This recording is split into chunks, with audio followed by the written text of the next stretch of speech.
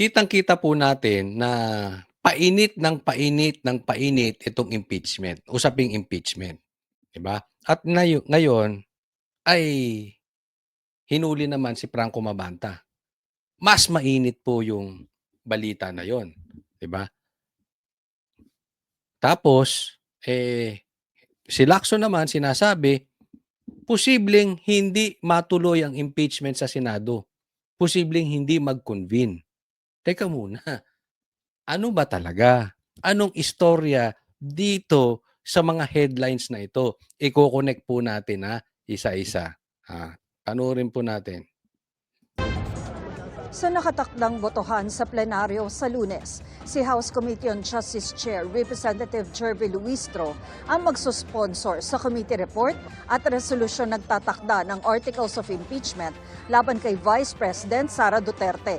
I will be speaking on everything that happened before the Justice Committee. Of course, the fact that this evidence remains unrebutted even to the date of the plenary vote because the respondent Vice President never answered the allegation of offenses in the impeachment complaint. There might be interpolations and debates and Parang nangangayayat ka, Delima. Hindi ka na nagdidilig ng halaman. Yung mga halaman mo sa likod, nadidiligan mo pa ba? Kasi parang, nakakaya. Magdilig ka lang, para medyo magkalamang kang konti. baka sa Monday rin maganap ang voting by the plenary. Sa ngayon, wala pang opisyal na nagpalista, but I understand. Eto yan. Sa Lunes po, dito muna tayo Sa Lunes po, magkakaroon ng botohan sa plenaryo. Roll call po. Okay? Roll call, kung i-impeach si BP Sara, ang kailangan po 1/3. So, nasa around 103, 104, 100, basta hanggang 106 lang yung kailangan. 1/3 of the votes. Okay? Kaya lang roll call. Hindi pwedeng pipirma lang. Ibig sabihin, pupunta ka sa podium, sasabihin mo kung abstain, you're for the impeachment, or you're against the impeachment. Or kung hindi ka pumunta, parang abstain po yun. Diba? Ngayon, maganda po yun. Bakit? Makikita talaga ng taong bayan, kaya manood tayo. Kasi alam natin na makakabawi tayo sa eleksyon. Pag itong mga boboto ng laban sa gusto ng impeachment, malamang-lamang yan tatanggap ng pera. Sinabi ni Irice yan, sinabi rin ni Chanco, posibleng tatanggap. Kasi ang usapin ngayon, pananakot, pati abstain. Okay? Pati abstain po, may pananakot. Okay? Yung mga proyekto nyo, yung FLR, for later release ng mga pondo, hindi marirelease kung hindi kayo boboto for impeachment. So, ganyan na po ang takutan. May sinasabi nga, eto, lumalabas po dito sa aking parang may pauna. Teka muna titingnan ko lang yung aking record kasi may Ito raw ang sinasabi ng ating Intel at hindi ko sasabihin kung sino tong Intel na to. Pero hindi po natin sure kung totoo ito. Pero alam naman natin, naglalabasan na kahit sila Pulong sinasabi na meron talagang takutang nangyayari po sa Kamara doon sa boboto at hindi boboto. Ito raw ang dito. 20 million cash pabaon. So pag boto mo pa lang may 20 million ka na. Pag bumoto ka for impeachment. Tapos may 3 milyon kada buwan pa. At merong 200 million para sa infrastructure projects. Hindi ko po sinasabing totoo pero ganyan po ang sinabi sa akin. Kaya nga tinatanong ko, totoo ba yan? Kaya napaka-importante yung pagboto, yung roll call. Pupunta ka doon sa podium, boboto ka. Tatanungin ka, tatawagin ka. Hindi pwedeng pirma. Yung iba kasi daw gusto pumirma na lang. Hindi na pupunta dyan, so hindi natin makita. So hindi masyadong maingay. Isipin mo, boboto ka. Lalabas sa media yan. talagang iha-highlight nila sino yung makakatanggap. 'Di ba? Ngayon, may takutan di umanong nangyayari. Ngayon lumabas 'tong kay Franco Mabanta. 'Di ba? So anong ibig sabihin nito? Pinapalawig nila yung takutang nangyayari. Kasi bukod doon sa mabibigyan ka na ng pera, meron ka pang kakaharaping kaso sa ombudsman. Hahabulin ka. At gagawin nila. At tutuluyan nila. Kung si Franco Mabanta nga ay kaibigan nila, nagawa yan. Kung si BP Sara nga ay kaibigan, nagawa yan. Kayo pa kaya na mayroong mga mali-malitang usapin, kakasuhan kayo sa ombudsman? Ganyan po ang labanan ngayon. Kaya nga, very questionable yung timing. Tatandaan po natin sa politika, timing is everything. Bakit kung kailang uminit at magbobotohan na yung impeachment saka lumabas itong kay Franco Mabanta, na ang tagal na namang inireklamo yon sa NBI. Tapos saka siya lumabas nung sinabi ni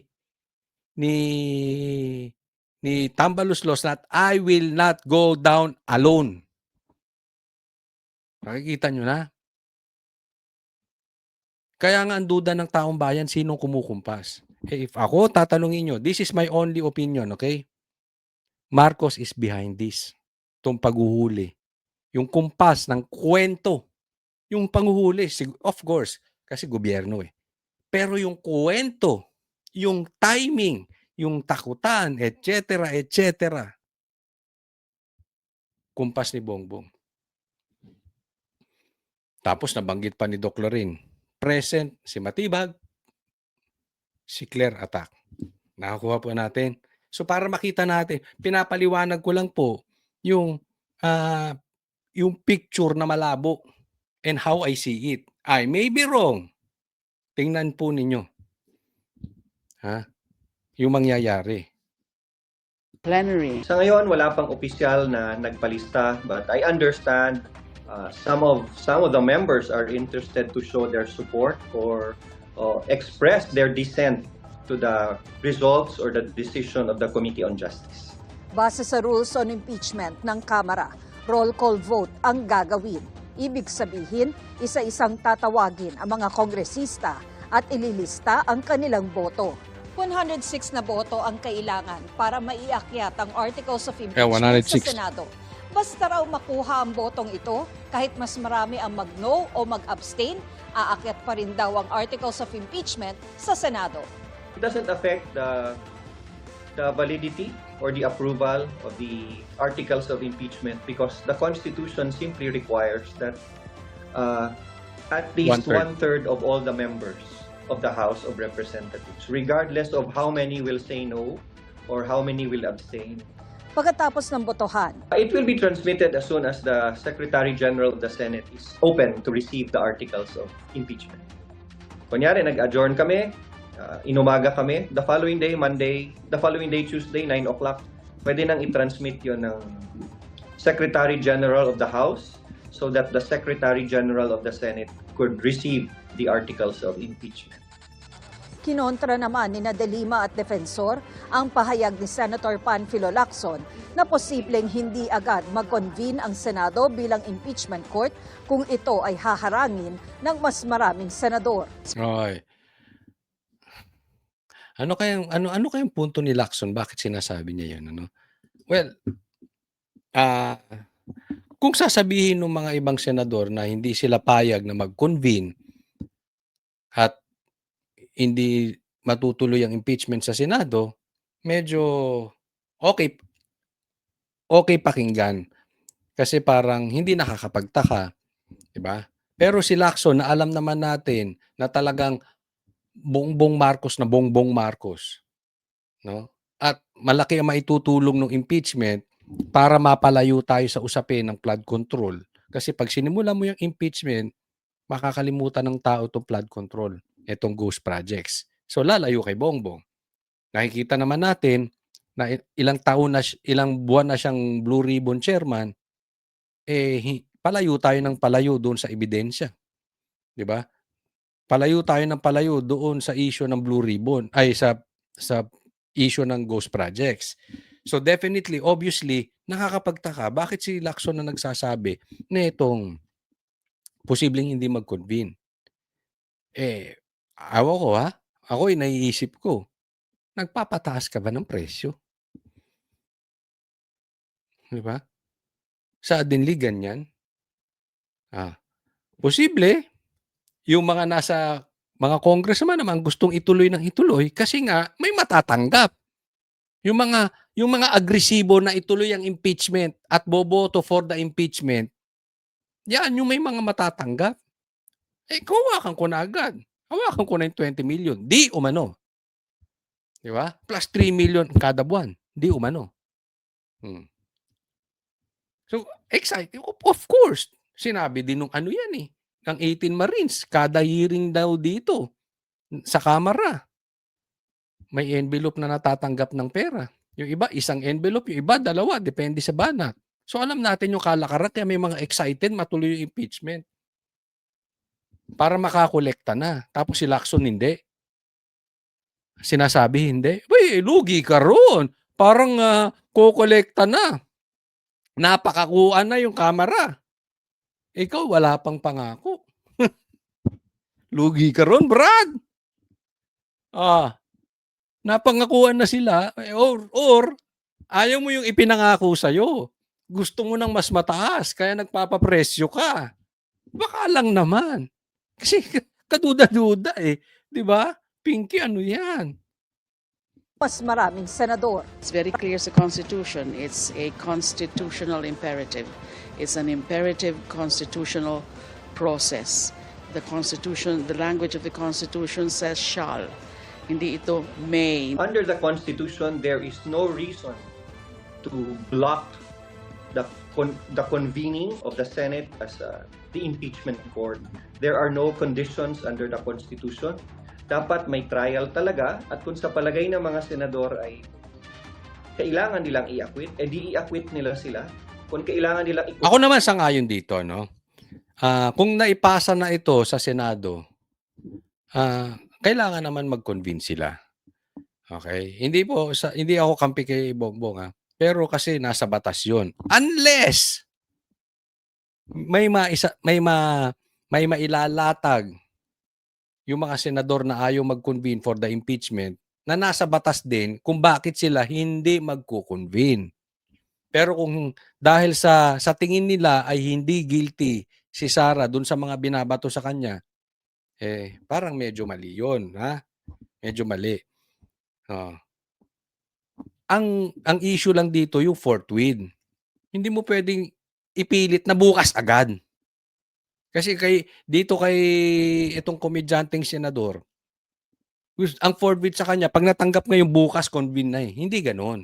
Kailangan, titingnan yun. Patadaanin pa rin natin sa due process. Titingnan pa rin ng mga senador yan. Diba? Hindi ka naman Diyos. Hindi yung kinabukasan, maling intindi nitong si Tito Soto. Pero kailangan mag-convene. Ang gusto ko ipunto rito, manood po tayo sa Lunes. Kasi yan yung sinasabi na baka iba ang boto ni Tambaluslos. Malaman po kasi yung sinabi niya, I will not go down alone. Pwede siyang bumoto against sa impeachment ni VP Sara.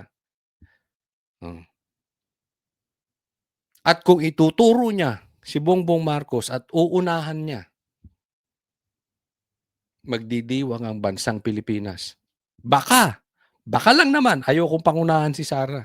Baka naman, maunawaan siya ni Sara in the future. Ano po sa tingin ninyo? convict nila, but not to block the trial and to avoid your constitutional duty to convene and hold trial and make a decision. Tina Panganiban Perez ang Okay, next po tayo. Ito po, sinupalpal na ni Marcoleta tong si Lacson. Kasi alam mo nakakapagtaka ang daming issue na naglalabasan patungkol sa flood control sa ghost projects, tapos ayaw gumalaw ni Lacson, 'di ba? Ah, may sinasabi nga 'tong Marines, may sinasabi 'tong si Chavez Singson, may sinasabi si Gutesa, may sinasabi si Saldico, pero lahat 'yun dinededma niya. At ang gusto nitong si Lacson, eh, ang binabanatan may si Marcoleta, may allocables daw na 500 million. At hindi lang si Marcoleta, ang puro nakalista senador. Bakit po? Okay? Kung ako tatanungin ninyo, kasi nga parating yung impeachment, yan po ang gagawin panakot ng gobyerno na ito true dito sa komedyanteng mag-boyfriend. Tatakutin yung Lacson, tutuluyan yung kaso, makukulong kayo without bail kung hindi kayo makikisama sa pagboto na i-convict si BP Sara, ma-impeach si BP Sara. Naiintindihan po. Kaya ako, lahat, okay? Hindi ko sinasabing malinis po lahat. Hindi po, ha? Pero yung hinahabol nila yung mga senador, I really don't believe na involved sila sa ghost projects. Una, hindi naman sila gumagawa ng proyekto tungkol katulad nito mga congressman.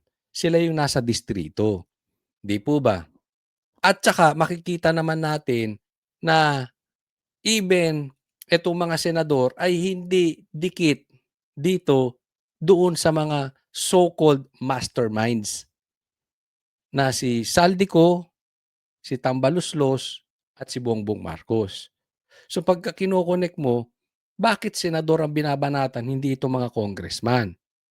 Diba? Ngayon, pakinggan natin, napakaganda po kung paano sinagot ito ni Marcoleta.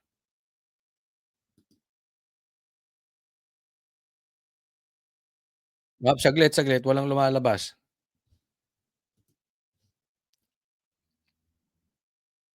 Ito. Palabas kung tawagin ni Senador Rodante Marcoleta ang alegasyong may 500 million peso allocable umano siya sa iniwang handwritten note ni late Public Works Secretary Maria Catalina Cabral.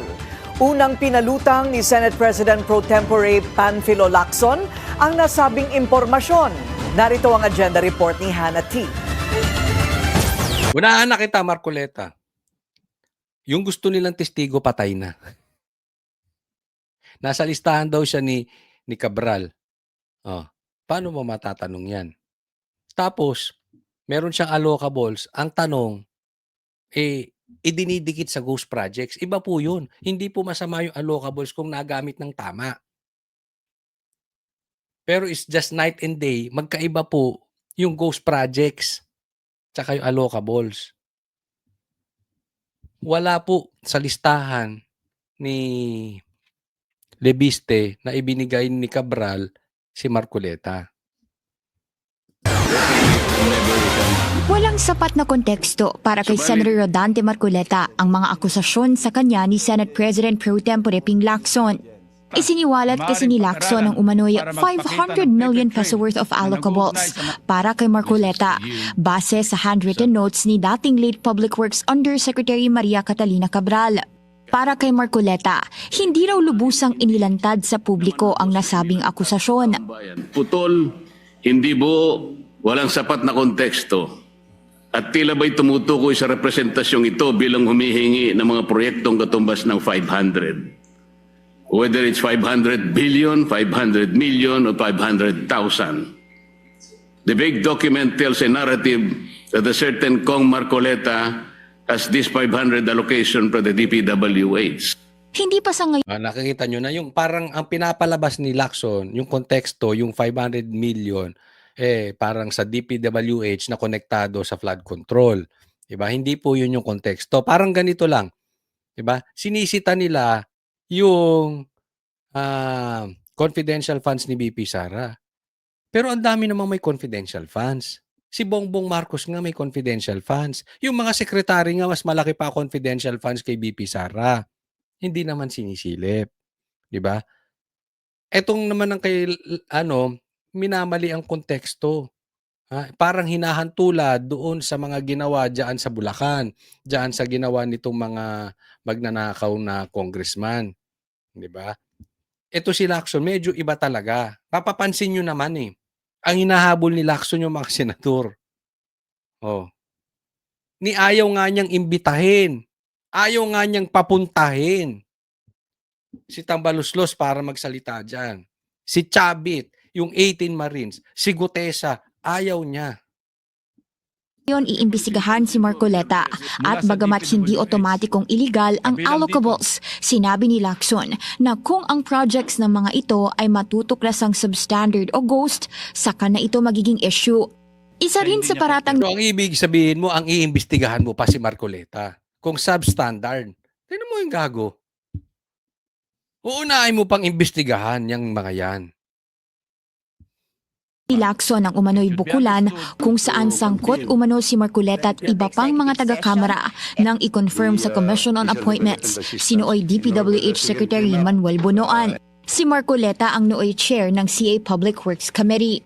Kung ang pag-endorso ng mga proyekto sa DPWH ay basihan ni Senator Lacson ng pagpapaimbestiga sa akin, hindi ba't halos dapat ng mga senador ay imbestigahan na rin? Palabas ito kung tawagin ni Marcoleta at pailalim na pag-atake umano. Sisiyasatin daw ng Ang punto doon ni Marcoleta, lahat naman ng senador meron, parang ganon. Senate Blue Ribbon Committee ang project sa allocables ng mga mambabatas at i-verify nila ang flood control projects sa Visayas at Mindanao para makita kung gaano ka-widespread ang korupsyon. Nakabalik naman na sa Senate premises si Curly Descaya matapos pagamutin ang problema sa balikat nitong nakaraang linggo. Tanging si Descaya na lang ang nasa Senate custody matapos mailipat sa kustudiya ng ibang mga otoridad ang iba pang flood control scandal. Tignan mo si Diskaya, nagtuturo na. Si Bernardo binigyan ninyo ng ginawa nyo state witness. 'Di ba? Diyan pa lang. Etong si Diskaya na itinuturo si Bongbong at saka si Tambi, kinulong nyo. Tapos etong si Bernardo na malaki ang natanggap na pera, yun ang state witness. Tingnan nyo kung gaano haloko-loko tong whistleblowers. Nasa humigit kumulang 7 buwan na siyang nakadetain sa Senado matapos i-contempt dahil sa hindi nito pag-cooperate sa Blue Ribbon. Para sa agenda. Next po, tingnan po natin to Naku, maganda tong sagutan ni Claire tsaka ni ni VP Sara. Talagang bardagulan na naman. Pero alam mo, bumaba po talaga ang imahe ng PCO dito kay Claire. Hindi ko alam nga kung ang nagko-command sa kanya, ito yung aking opinion lang naman, kung talagang si Bongbong Marcos pa ba? O yung mga nakapaligid sa kanya, makakamag-anak niya. Kasi ibang-iba na po yung PCO. Dapat yung PCO, ina-announce yung mga magagandang proyekto, saan patungo ang gobyerno. Ang na-issue, ang ginagawa ng PCO ay parang banata ng Duterte, which is parang alam mong palengking-palengke. Di ba? Kaninong idea yun? Yung tipong galit na galit kay Sara. Hindi naman ganun dati si Bongbong Alam mong nabubulungan. At parang ang bumubulong din kay Claire, parang hindi si Bongbong. Yung style. Look what happened. From the ombudsman, na sinasabing hindi naman qualified dapat yung ombudsman. Kasi nga politiko yung ombudsman. May kaso pa. Yung ombudsman ng ginawang ombudsman kasi pamilya nila 'di ba? Tapos nagkakaso pa yung anak. 'Di ba? Tapos siya ang ginawang ombudsman. Tapos etong si Claire, vlogger na parang attack dog. Tapos etong huli si Matibag. 'Di ba? Nakikita niyo yung klase. We are going towards doon sa wine-weaponize yung mga posisyon na pinapasahod ng taong bayan para atakihin yung pumupuna nung kapalpakan ng gobyerno. Ganyan po eh. Kaya nga may natanong akong dating PCO secretary, hindi ko natatanungin kung sino. Ang dugyot daw ng PCO ngayon. Yung class ba? Wala. Wala. Ito, tingnan po natin ito.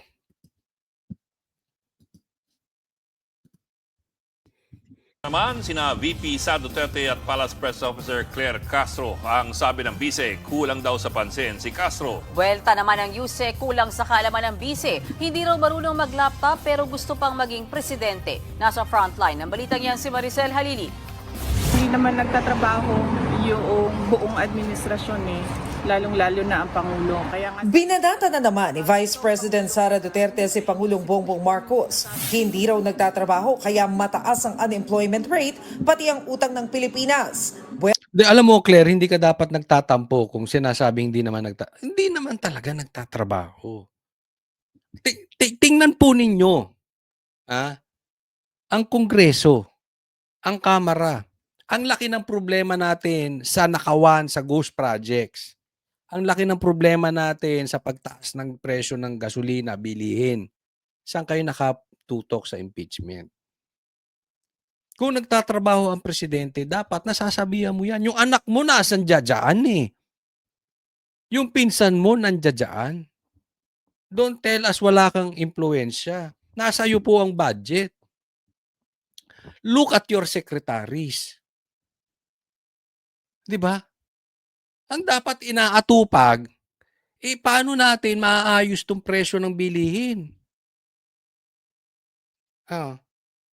Paano susugpuin itong talamak na paglaganap ng violence sa Pilipinas, drug use, gambling.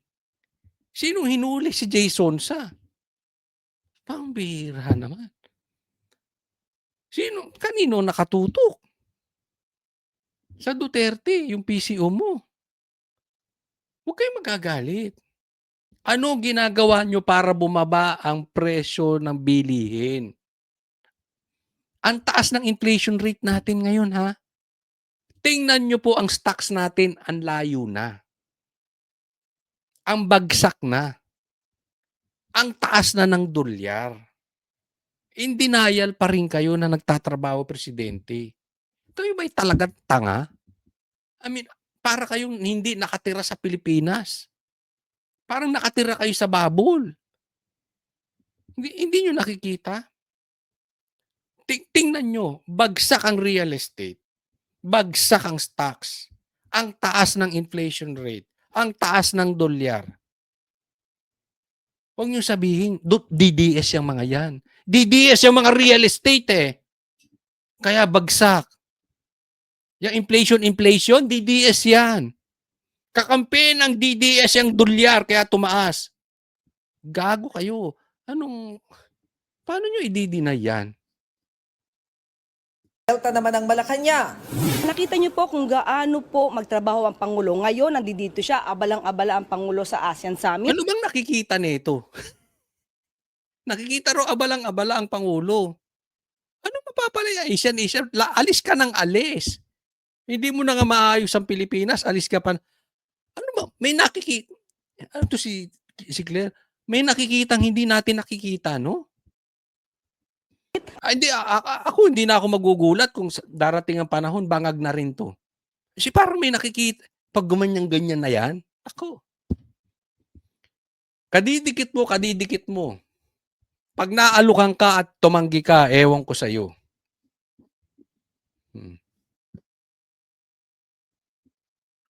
Kung ano-anong nakikita mo, hindi nakikita ng mga Pilipino. Ang Vice Presidente nandoon po sa ibang bansa at nagbabakasyon. Lumaki ang utang dahil namana po ni Pangulong Marcos Jr. ang napakalaking utang na nakuha ni dating Pangulong Duterte. Utang na. Utang na naman. Utang na naman ito. Walang problema pong umutang. Ito sasabihin ko sa inyo, ha. Kahit sa individual, walang problemang umutang. Ang problema kung para saan yung inuutang. Huwag tanga, Claire. Huwag tanga. Halimbawa, individual. Yung isa mangungutang, maglo-loan. Para saan? Kasi magninegosyo. Yung isa mangungutang, maglo-loan. Kasi bibili sapatos. Bibili bahay. Bibili ng iPhone. Nakukuha mo. Magkaiba po yun. Same thing. Yung utang ni PRRD, walang masama doon. Kasi may infrastructure na nagawa. Ba't ka uutang? Wala ngang infrastructure. Ba't ka uutang? Ang dami ngang tumatapon na pera sa ghost projects. Huwag mo i-compare na apple is to apple. Hindi nga siya marunong gumamit ng computer. So mukhang hindi siya marunong mag-research kung ano ba ang nangyayari sa kasalukuyan. Ito raw yung konteksto nitong sa computer. Ito, hindi ko kasi napanood yung tungkol sa computer. May napanood ako, na-interview yung isang baklang mataba. Sa kanya ko narinig na ang konteksto daw noon na parang tila may nabato ng computer, ng laptop. Parang ganun. Hindi ko alam, hindi ko na maano. So, sinabi daw ni Sarah, hindi siya marunong mag-computer. No? Gusto pa raw maging presidente. Alam mo, Claire, hindi mo makukuha sa marunong mag-computer o hindi marunong. Saan ka? Bigyan kitang choice. Magaling sa computer, pero addict. Hindi marunong sa computer, pero sober. Magaling sa computer, pero magnanakaw. O hindi magaling sa computer, pero hindi magnanakaw.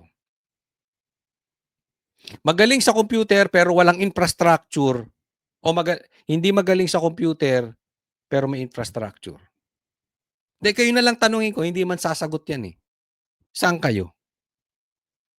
Bakit? Si Ferdinand Marcos Sr. ba marunong sa computer? Sabihin, Coach, wala pa namang computer noon. Kasi, ibang konteksto, ngayon kailangan marunong sa computer. Of course, kailangan mong marunong. Pero kanya-kanya pong talent yan. Ang importante po sa leader, influence. Let me repeat that. Ang importante sa leader, influence. Not computer knowledge. Halimbawa, leader ka. Nagkahagul, nagnanakaw yung mga congressman. Sasabihin mo, wala kang alam. Gago ka ba? Kahit hindi mo kontrolado yun, kahit sasabihin mo separate branch po, legislative yun, kung may influence ka over them, hindi po ganyang katalamakang of course, meron nakawan. Hindi po natin mahalis yan. Pero grabe po nakawan ngayon. Nuknukan po ang nakawan ngayon. Huwag naman kayo magpakatanga dyan. Diba? Hindi po usaping computer to. Parang gano'n, marunong sa computer yun na. Baka AI kayo magaling. Baka gumagawa kayong AI. Ang dami nga negosyante, walang alam sa computer eh.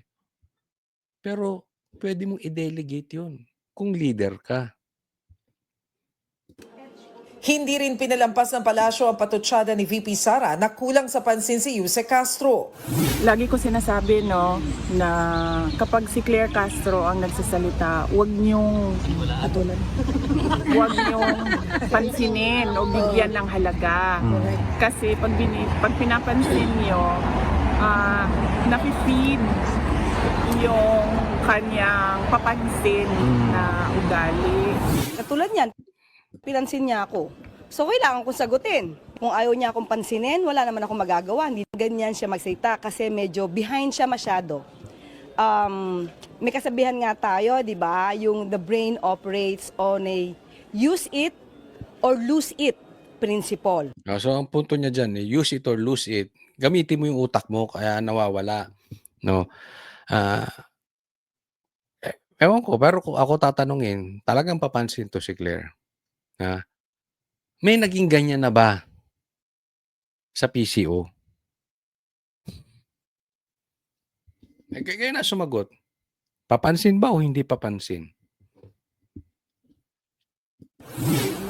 Nasa The Hague, Netherlands ngayon ang bise at nakatakda pang pumunta sa 5 pang bansa.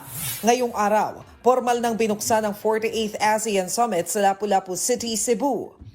Sinalubong ni Pangulong Marcos ang heads of state ng ASEAN countries. Sa opening statement ni PBBM, Magsosona na po. Okay? Magsosona na. Anong sasabihin nito sa SONA? Yung mga biyahe niya?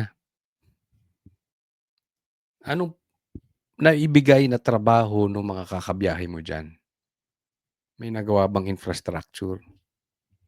ipinunto niya ang banta sa ASEAN ng nangyayaring sigalot sa Middle East. For the Philippines, we made a difficult decision to recalibrate our ASEAN chairship hosting in response to the Middle East conflict through the scaling down of non-essential activities and shifting of applicable meetings from physical to virtual platforms. Sa plenary session, binigyang diin ng Pangulo ang pagkabahala ng buong ASEAN sa lumalalang tensyon sa pagitan ng Iran, Amerika at Israel. Ipinupursigi ngayon ang pagkakaroon ng Maritime Center sa Pilipinas. It's not to confront or not to somehow push back on any single force or any single country. It has to be seen from this perspective. What we are working for is the continued freedom of navigation and the peaceful navigation in South China Sea. Naintindihan nyo? Ang lalim, no? Sige. Bago niyan, humarap kagabi si Pangulong Marcos sa isang trilateral meeting kasama ang heads of state ng Thailand at Cambodia. Napagkasundo ang ipupursige ng parehong bansa ang lahat ng mekanismo para tuldukan ng tensyon dulot ng issue sa teritoryo. Thailand and Cambodia are two neighboring countries. It is best that we avoid conflict. It only brings losses and suffering. The Philippines' constructive leadership in promoting regional peace, stability, and unity is commendable. Nagbabalita mula sa frontline, Maricel Halili. Eto, pakita lang. Ako, tanong ko lang doon sa mga kumakampi kay Bongbong Marcos. Kasi marami po nakakatanggap dyan. Di umano. Maaring hindi si Bongbong Marcos ang nagbibigay. Maaring yung mga nakapaligid. Okay. Eto, tanong ko. Para nyo na lang, halimbawa, 20 years nakaupo si Bongbong Marcos. Anong mangyayari sa Pilipinas? Halimbawa lang to. Maawa kayo sa Pilipinas po. Huwag kayo sige tanggol kasi nakikinabang kayo. Remember this, nakinabang ka nga. Sinunog mo naman ang sarili mo sa impyerno. Nakinabang ka nga. Pero yung kaanak-anakan mo, mapapahamak dahil bagsak ang ekonomiya natin. Sa bagay, tatakas na kayo sa tatakas na kayo sa ibang bansa. May offshore accounts kayo. I'm talking about the politicians. Pero kayong mga vloggers, kayong mga trolls na nakakatanggap sa barya, yung natatanggap nyo, ibabagsak lang na ekonomiya natin. Yun lang tanong. Huwag nyo na akong sagutin. Tanong nyo na lang sa sarili ninyo. Kayong maliliit, barya ang naibibigay sa inyo. Kakatanggol nyo. Kung maupo tong 20 years, gaya nung tatay niya, gaano ang ibabagsak ng ekonomiya natin? Yung mga negosyante mag-aalisan. Yung mga mayayaman mag-aalisan. Sino may iwan? Kayong nabigyan ng barya. Tayo na walang kakayanan lumipat ng bansa. maawa kayo sa Pilipinas. Isipin nyo rin naman yung ibang tao. Diba? Isipin nyo yung pamilya ninyo. Eto po talaga namang painit ng painit itong pagkakahuli dito kay Franco Mabanta. So Franco na lang po, sasabihin ko, kilala nyo na yan para mapabilis po tayo. Dahil merong lumalabas na mga balita, parang hindi kumukonekta yung pagkakaaresto dito kay Franco Mabanta at doon sa totoong kwentong lumalabas sa media. Habang tumatagal ay dumadami ang tanong ng taong bayan. Dati na pala yung video. Dati na rin yung reklamo. Bakit biglang ngayon nagkaarestuhan? Dati ang nagrereklamo di umano ay si Tambaluslos mismo. Ngayon, parang lumalabas ang nagrereklamo ay yung kanyang mga staff na lang or yung mga nakapaligid sa kanya. So, habang palabo ng palabo o tapos gawang rekto pa yung pera. Nako, pag-uusapan natin lahat yan. Ang importante, sino ang nasa likod na ito? Na ng NBI si Camille Jensen Hero o mas kilala bilang CJ Hero ang tinukoy na anchor ng Peanut Gallery Media Network na sangkot umano sa paggawa ng expose video laban kay dating House Speaker Martin Romualdez. Ang naturang video ang pinag-ugatan ng ikinasang entrapment operation ng NBI Organized and Transnational Crimes Division na ikinaaresto ni PGMN founder Franco Mabanta at ng 4 na iba pang personalidad sa isang country club sa Pasig City. 300 million pesos umano ang siningil ng grupo ni Mabanta sa mambabatas kapalit ng hindi paglabas sa expose. Una nang sinabi ni NBI Director Melvin Matibag na tinuturing ng person of interest si Hero sa kaso. Okay, puntahan muna natin dito yung kay Mabanta Kasi ito po yung usapin na una, bakit napakalaki naman ata? Hindi po ako sa kung ang usapan lang, okay, 300 million, parang overpriced naman ata. Ganyan ba kalaki channel niyan? Hindi, ako, ito sa akin lang Tayo po naman ayaw nating magyayabang. Pero sige, tingnan po ninyo yung YouTube ng PGMN, pati Facebook. Mas mataas pa ang views ni Banat Bay. Tapos maniningil ka 300 million? But let's assume, totoo, yung 300 million na pangingikil nitong si Franco. Pambihira. How much more yung mainstream media na halos himurin na ang puwet ni Tambaluslos, halos himurin na ang puwet ni Bongbong Marcos. 'Di ba? Kasi nga sabi ni ito po may interview po kami. At naibulong sa akin. Bubulong ko na rin sa inyo. Ng isang kilalang political analyst. Lalabas po yan sa interview namin. Tingnan nyo po ang mainstream media. Kayo na mag-observe. Lalo na yung mga kilala. More than half, 70-80% ng kanilang balita tatama sa Duterte. Konting-konti lang. Kung titirahin man nila, mema lang. Mema sabi na tumatama kay Bongbong, mema lang na tumatama kay Tambaluslos. Minimal na minimal. Pero lahat halos ng balita, tama. Kung hindi kay PRRD, tama sa Duterte, tama kay Sara, tama sa mga DDS. Di isipin ninyo yung presyo nun. Hindi ba kayo nagtataka? Pero kung ako, opinion kong tatanungin, lalo tuloy ako nagdududa sa 300 million. Parang hindi ka pa... ano ba yung channel niyan? Bago lang din naman. Ganun ba siya kalakas? Hello? Di ba? I mean, I don't know. No, I may be wrong. Pero kung views lang ang pag-uusapan natin, puro lang yan pangalan. Wala yan sa reach, di ba? Tuloy natin. Kaso. Yung video na ginamit na clip, siya yung nandoon So we are investigating this and continuing investigation. Tinitingnan namin yung mga participation ng mga individuals nung nandirito sa PGMN. Sa isang panayam nitong Webes, iginiit pa ng kampo ng PGMN na hindi respondent sa kaso si Hero at hindi rin daw ito co-conspirator sa alleged extortion scheme.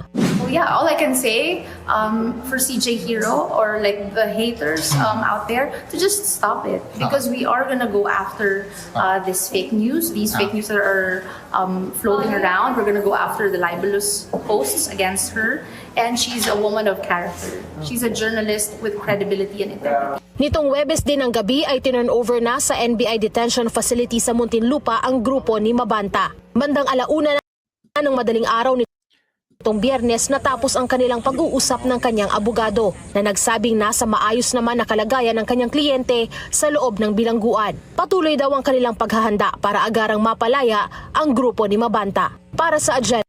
Okay, eto balikan natin tong dito kay Mabanta. Diyan kay CJ Hero, wala akong pakialam diyan. Doon tayo sa ulo. Okay? Etong kay Franco Mabanta. 'Di ba? Ang sana sa NBI, maayos lang yung pagkakatrabaho. Okay? Salute ako sa iyo, sir. Kung yan ay ginagawa ninyo para matigilan yung pangingikil. Ako, sasabihin ko na dito sa aking channel, I'm against sa ganitong klaseng media. Yung attack collect, defend collect, o kung tawagin na ACDC o yung mangongolekta. Diba? So kung ganyan po ang atake nito si Matibag, wala tayong pag-uusapan. Salute ako sa iyo. Kung kinakailangan, ibitay mo yan, si Mabanta, yan si Franco, sige lang. Wala ako, hindi kasi baka sasabihin na naman, dinidikit yan sa DDS, dinidikit yan sa Duterte, hindi po. Huwag nyo pong gamitin doon sa mga gumagamit ng mga loko-loko. Huwag nyong idikit kay PRRD yan. Hindi po kay PRRD yan. Mas kaibigan niya ni Bongbong Marcos. Okay? Hindi po yan DDS. Sa katunayan, may tanong pa nga. Ito, tinanong ni tinanong ito. Abangan po ninyo doon sa interview namin. May tanong si Sir Jack. Doon sa aming ini-interview, kaya lang, hindi nasagot ng maayos. Pero tanong ko na rin sa inyo, na-rehab ba yan si Franco? Anong connection nun, Coach Oli? Sinabi ni Amy na gumagamit lulong yung kanyang kapatid. Ngayon, kung na-rehab yan si Franco, siguro mas konektado sila. Kasi kung lang, hindi ko naman sigurado, kaya nga it was a question ni Sir Jack.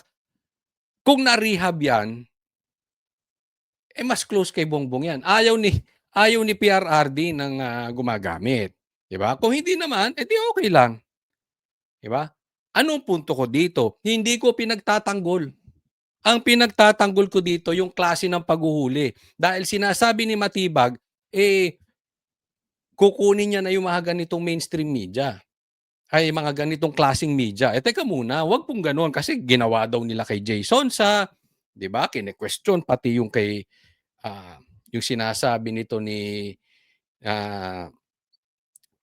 sino ba ito? Itong si Guanzon, no? So sa akin hindi ako pabor na i-isolate ninyo kasi tandaan niyo po ngayon maraming lumalabas na mga video banat kay Sara. At talagang libelous. Talaga namang humanda kayo pag upo ni BP Sara. Hindi naman, sinabi ni BP Sara yan at alam naman sa Davao yan, hindi po mapaghiganti si Sara. Pero talagang papatupad niya yung batas. Yun po libelous, sobra banat kay Sara. Pag yun hindi nyo pinansin, ano yan? Diba? Hindi po tayo patas. Kung puro ang aarestuhin, yung mga pumupuna. Tatandaan po natin karapatan po magsalita ng social media. Hindi lang mainstream kasi parang binabanggit naman niya, unfair sa inyo dahil kayo mga mainstream media ay kayo ay membro ng KBP. Ay wag pong ganun. 'Di ba? Nasa 2026 na tayo, sir. Baka akala nyo nasa 1973 pa tayo. Wag pong ganun. Talagang may social media. Hindi po porket na hindi member ng KBP. Hindi ka na pwedeng magsalita. Wala naman nakalagay sa konstitusyon, if you are not a member of KBP, you are not a media. So, mabuhay na po kayo sa 2026. Ang pinupunto natin dito, patas lang. Diba? Dapat doon po tayo. Kasi kung pag-uulihin lang ninyo, yung nagsasabi ng kabaluktutan at pangit na ginagawa ng gobyerno, kayo mismo ay nilalabag na po ninyo ang konstitusyon. You better as well mag-martial law na kayo. Sa akin lang kesa silent martial law. Magpakalalaki na kayo doon. Manindigan na kayo na gano'n ang gusto ninyo. Huwag kayong magsasalita ng laban sa gobyerno. Martial law tayo. At least nagpakalalaki kayo. Nagkapakatotoo kayo. Kaysa yung sasabihin nyo, hindi tayo martial law, pero aktong martial law. Di ba? Basta kayo manghuhuli, na alam naman ninyo, mali yung warrant. Di ba? Or, puro na lang mga pumupuna. Tanda, karapatan po, nasa konstitusyon po ang karapatang magsalita at pumuna sa gobyerno. Ha? Pero ito ang usapin dyan. Franco, kung walang drama yan, ilabas mo na kasi yung video. Yan ang problema kasi yung laging may hawak, ayaw ilabas. Di po ba? Yan po ang nakakapagpaduda. At ang malaking tanong ngayon, tumingin kayo sa mainstream media, anong nangyari dito sa hulihan na ito? Sino ang kumukumpas dito? Ako, isa lang ang sagot ko at uulitin ko. Pag lumutang na masama ang Duterte rito, masama si Tambaluslos dito, tapos ligtas ang Pangulo, moro-moro yan, galing kay Bongbong Marcos. Siya kumukumpas dyan. Kasi hindi naman po pwede. Lalong-lalo na pag hindi na ilabas yung video. Dahil pag nailabas yung video, positive ang taong bayan. Pag itinuro si Tambaluslos, definitely matuturo si Bongbong Marcos. Siya ang nag-a-approve ng budget Hindi na. Si Saldico? Party list? Huwag nga tayong maglokohan. Di ba? So dito makikita natin yung kumpas, yung drama. So ilabas nyo na yung video. Magkaalaman na. Ako pinoprotektahan natin dito yung karapatan ni Franco. Yung manner ng pagkakahuli dapat dumaan sa due process. Pero babakbakan ko rin yan pag hindi nyo nilabas yung video na yan. Dahil ang hinahanap ng taong bayan ay hindi yung kumita ka. Ang hinahanap ng taong bayan, kung may alam ka na katarantaduhang ginagawa ng gobyerno, ituro mo. Yun po ang issue. Wala tayong kampi-kampihan dito. Kahit pa sabihin natin na ikay malapit. Ako hindi po malapit sa akin yan. Kunwari lang, kamag-anak ko pa yan. Tsuhin ko. Wala akong pakialam. Diba? Pero hindi yan malapit, ni hindi ko nakaka-text yan, ni hindi ko pa nakita sa personal, ni hindi ko kakilala yan. Maliwanag. So wala po tayong pagtatanggol, hindi po ganyan yung mga DDS na sinasabi ninyo. Pero kaduda-duda yung dramang nangyayari na yan. Tingnan po ninyo ito. Ito sa pagpapatuloy na itong kung sino ang kumukumpas dito sa drama o dito sa moro-morong pagkakahuli dito kay Franco Mabanta. At ito po ay matagal ko nang sinasabi sa vlog ko, sa matagal nang sumusubaybay sa akin, alam nyo itong mga sinasabi kong to, na paano nyo malalaman kung ano mangyayari? Paano nyo malalaman kung ano ang totoo? Paano nyo malalaman kung sinong nasa likod? Malalaman nyo yan, baliktarin po ninyo lahat ng sinasabi ni Bongbong Marcos. Kadalasan, kung ano yung sinabi ni Bongbong Marcos, yun ang hindi totoo. At yung kabaliktaran nyo ng totoo. At ito naman, pinost din ito ni Doc Lorraine.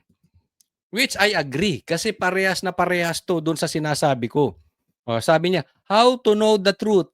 Listen to Matibag. Ngayon naman, nadagdagan lang.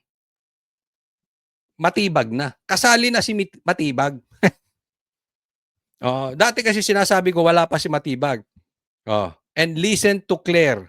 Dati wala pa rin si Claire, sinasabi ko na yan.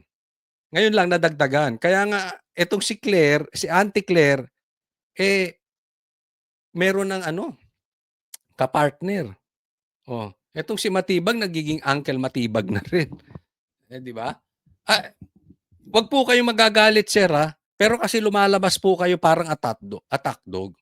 Di ba? Katulad ni Claire, dapat sasabihin niya lang yung dapat niyang sabihin. Hindi yung aatakihin mo parati ang Duterte. Ito naman kay Atty. Matibag, parang wala na bang nagagawa yung kabilang kampo? Puro na lang Duterte. Di ba? Samantalang, yung may sinasabing 18 Marines, ayaw nyo ipursu. Yung itinuturo ng 18 Marines. Nagtuturo na rin si Chavit. Ayaw nyong ipursu. Nagtuturo na rin si Gutesa. Ayaw nyong ipursu. Sinong pinursu nyo? Si Jason Sa. Sinong pinursu nyo? Si Franco. Ulitin ko, di ko pinagtatanggol yan. Kung talagang nakikil yan si Franco Mabanta na yan, ikulong nyo yan. Kung gusto nyo, ibitay nyo pa. Kaya lang wala sa batas natin yun. I'm just exaggerating na wala akong pakid sa mga ganyang klase. Ayaw ko ng ganyang klaseng mga social media. And other members of Team Bangag, then baliktarin ninyo yun ang totoo. Kaya nga naman, kung susundan natin yung sinasabi ko before at sinasabi ni Doc Lorraine ngayon, parang ang kumukumpas ng pagkakahuli dito kay Franco Mabanta ay si Bongbong Marcos. Bakit? Ang tagal na nung reklamo na yun, bakit ngayon nagkahulihan? Lalo na kung sa dulo ng kwento na ito, lalabas malinis si Franco, pero naituro si Romualdez, tapos ikonekta ang Duterte. Guaranteed na po yan. Nagkuntsabahan ng mga animal.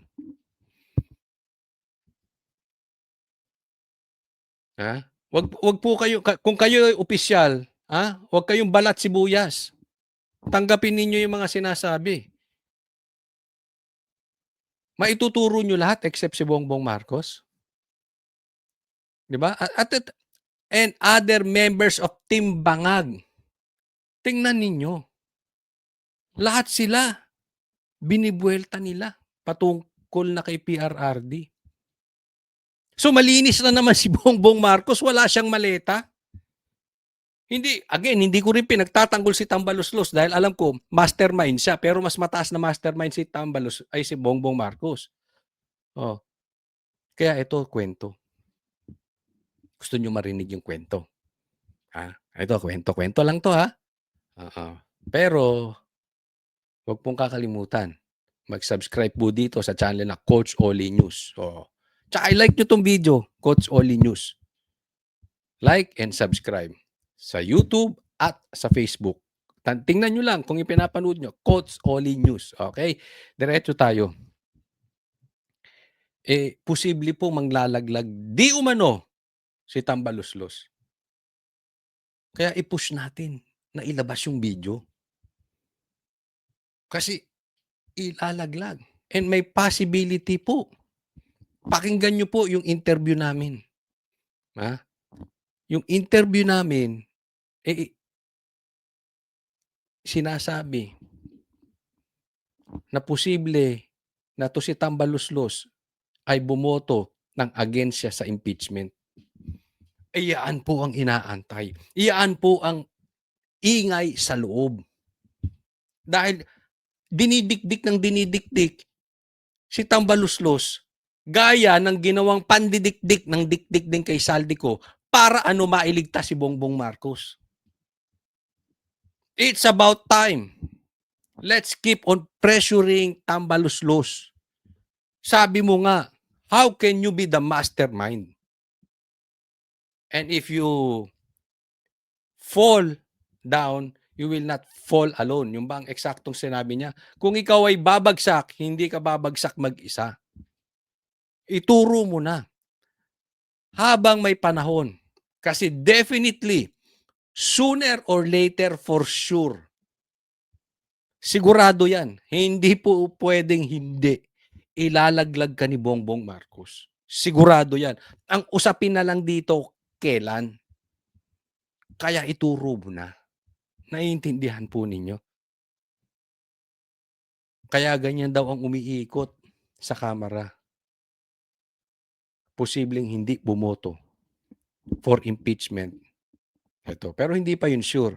Depende po yan. Ngayong weekend, gagalaw po yung mga yan.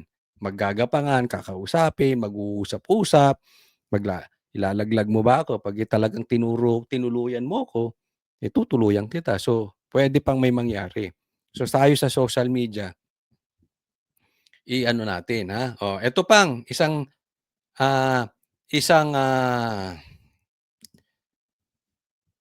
katunayan na kay Bongbong Marcos, posible ang kumpas ng pagkakahuli kay Franco. O, tingnan po itong sagutan nila. Sabi niya, alam nyo pala ang paggawaan ng peking pera sa rekto, ba't di nyo hinuli? Nagpagawa daw sila ng peking sa pera. Diba? Medyo huli nga yung kwento na yun. Ang sabi, nagbigay lang ng pera. Nung na-question bakit magkaroon ng ganong kalaking pera on hand, biglang sa rekto. Ganun po daw ang konteksto niyan. Ngayon, ang tanong sa mga abogado, legal ba yun? Na magpapagawa ka ng peking pera sa rekto? Alam naman nating dyan sa rekto, maraming ang gawaan. Kasi nadadaanan ko yan nung pumapasok ako before sa San Bede. Talagang pati thesis ginagawa dyan. So, given na po yan. Pero magkakaproblema tayo dyan. Kasi kung may capacity, may makina, merong kakayanan ang mga tao dyan sa rekto na gumawa ng perang peke na parang totoo. Teka muna, parang kinonsinti mo yan. Attorney, parang kinonsinti mo yan. Diba? Ba't hindi nyo hinuli? Legal po ba ang paggawa ng peking pera? Kung illegal, NBI kayo, di dapat hinuli ninyo. Hindi naman po ako abogado. Si Attorney Guanzon nga, iniinsulto nyo, abogado, mali. Pero ang tanong, sino ba ang tama sa inyo? Dapat ba nagpapagawa ka ng perang peke sa rekto? Legal po ba yan o illegal? Dapat ba hinuli mo yung gumagawa ng perang peke sa rekto? Legal po ba yan o illegal? Diba? Sa nangyayaring yan, palinaw ng panilaw na ang kumpas talaga kay Bongbong Marcos. Kasi yan nga ang sinabi ni Doc Lorini. Makikita nyo lahat yan, yung kabaligtaran. At makikita nyo kung saan ang direksyon. Tatlo lang yan. Direksyon ni Claire, nitong si Matibag, tsaka yung mga trolls niya. Doon pala makikita nyo. Wala pa dyan yung 2 Rebulya. Pero doon lang sa 3 yun, alam mo na ang kumpas kay Bongbong Marcos. O punta naman tayo doon sa trolls. Tingnan nyo naman tong troll na to.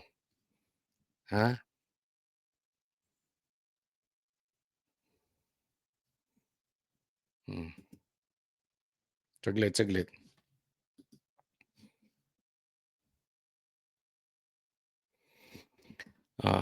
Tingnan nyo, ha? Question. Ito ay pinost ni Heydarian. Question. What do SMNI and PGMN have in common? Tingnan mo yung ano niya. Tingnan mo yung kanyang motibo. Doon na lang tayo sa motibo. Tanungan na lang tayo ng personal. Kasi alam mo, walang problema kung itong nag-quote ng ganito ay yung mga trolls ni Bongbong at saka ni Tambaluslos sa gigilid. Diba? Alam mo yung mga dugyot vloggers nila. Walang problema dun eh. Diba? Pero I think Heydarian should know better. Hindi naman siya yung vlogger lang. Nasa mainstream na siya eh. Tapos magdatanong ka ng ganyan. Diba? Anong purpose? Kasi ang purpose, i-connect nila ang PGMN at SMNI ay parehas. Uulitin ko, mas marami pang views si Banat Bay kaysa PGMN. So wag niyong compare sa SMNI. And at the same time, ang SMNI hindi kailangan mangikil ng politiko. Igagaranti ko sa inyo. Ito sa akin lang, sa aking obserbasyon, hindi kailangan ng SMNI mangikil ng politiko. Dahil, una, baka kayo pa bigyan ng pera ng SMNI. Pangalawa, si pastor, hindi himod puwet. Kaya nga nakakulong si pastor Dahil naninindigan. Alam nyo yan. Kung 300 million lang ang usapin, hindi magpapakulong si pastor sa usaping 300 million. So wag nyo i-compare. Alam nyo kung bakit nyo tinidikit sa SMNI? Kasi ididikit nyo kay Duterte. Kaya nga sinasabi ko sa inyo, si Matibag, si Claire, and then yung mga trolls kinukonek sa Duterte. Yan lang po issue niyan. Ito po ang malaking problema ni Bongbong Marcos. Tatapatin ko na kayo. Ito ang pinakamalaking problema ni Bongbong Marcos at ni Tambaluslos dati pa. Hindi nila kayang lagyan ng SMNI. Dahil ang SMNI ayaw ng lagayan. At hindi kailangan ng SMNI ng lagay. Sa tingin nyo, kung himod puwet si pastor nakakulong, baka ginawa pang sekretary yan ni Bongbong Marcos. Kung si pastor ay hindi nanindigan at patuloy na nagsuporta kay Bongbong Marcos at pinagamit ang SMNI, sekretary pa yan si pastor. Kaya alam nila, hindi nila kaya matinag. And I know, you know. And I know, alam nyong lahat ang paninindigan ng SMNI. Kaya yung mga ganitong question, unfair po ito. Huwag nyo kaming idikit sa ganyang klase. SMNI is not PGMN. Wala kaming pakialam dyan kay Franco. Sinasabi ko sa inyo. Kung nangikil talaga yan, kahit mali si Tambaluslos, I'm with you, Haydarian. Babanatan ko araw-araw yan si Franco. Itaga nyo sa bato yan. Ayaw namin ng ganyan.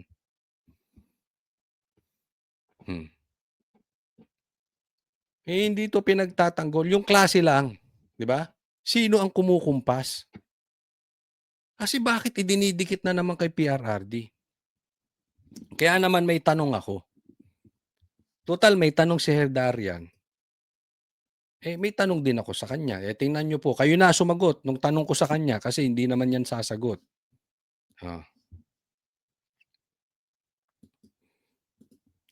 Eto, pinost ko to sa Facebook. Tulungan nyo na rin ako, sagutin nyo rin. Total, nagtanong ka anong parehas Diba? Ako naman magtatanong, saan parehas si Haydarian at si Palsis? Sige, ilagay nyo sa comment section. Kayo na sumagot. Hindi ko na sasagutin.